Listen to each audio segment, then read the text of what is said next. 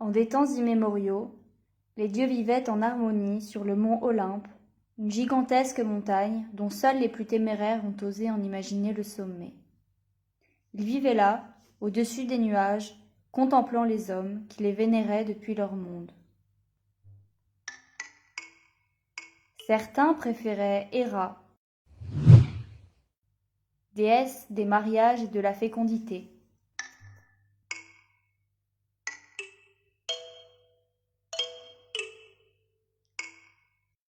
Ceux dont la vie était rythmée par les conflits vouaient un culte plus grand à Athéna, déesse de la guerre et de la sagesse. Siégeaient également à l'Olympe les trois frères, Hadès, régnant sur les enfers avec son chien à trois têtes Cerbère,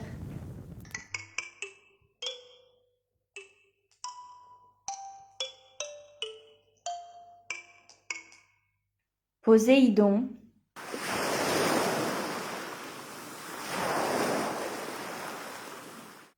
dieu de la mer, des océans et des rivières,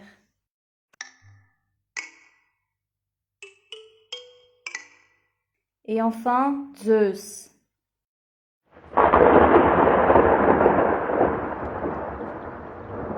dieu du ciel et de la foudre.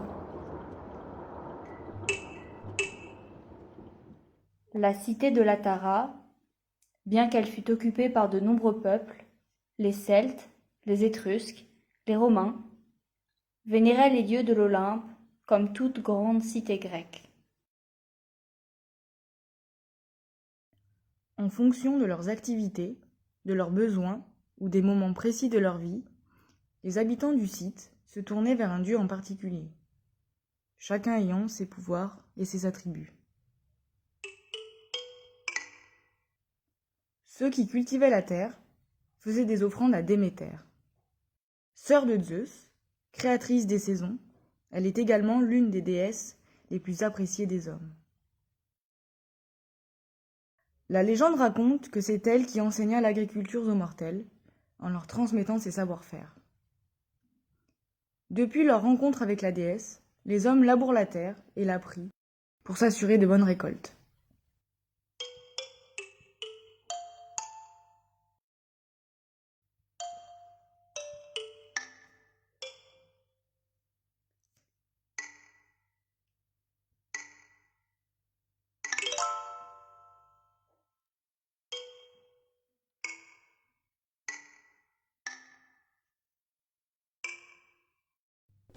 Le prochain dieu dont l'histoire nous est parvenue est Hermès. Farceur dès son plus jeune âge, il a bondi hors de son berceau, tout juste né. Il est le dieu le plus farceur de l'Olympe. Sa première facétie remonte à cette même époque. Il vola les bœufs de son frère Apollon sans se faire prendre. Zeus, amusé par cette farce, réconcilie les deux frères. Comme cadeau de paix, Apollon offrit à Hermès son fameux bâton, le caducée. À Latara, beaucoup de monde se rencontrait pour échanger et vendre leurs objets. Ces personnes voyageaient souvent jour et nuit avant d'arriver à la cité, où ils se reposaient et commerçaient. Ainsi, Latara était très connue des marchands. Le dieu Hermès les protégeait des brigands et des dangers sur la route. Grâce à ses chaussures ailées, il pouvait voler et surveiller. Il est le dieu des voyageurs et des commerçants, ainsi que le messager des dieux, car il se déplace toujours très vite grâce à ses chaussures ailées.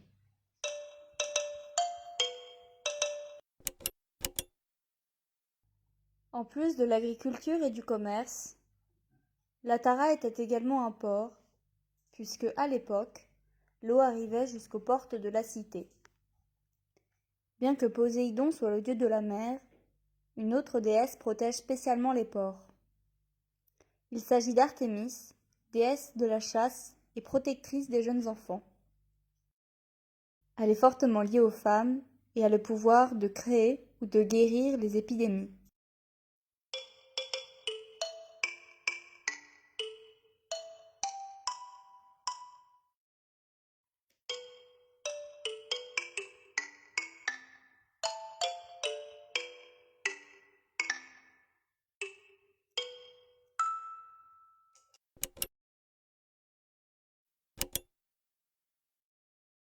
Mesdames, Messieurs, les 3 dieux que vous venez de voir représentent les 3 grandes activités de la Tara.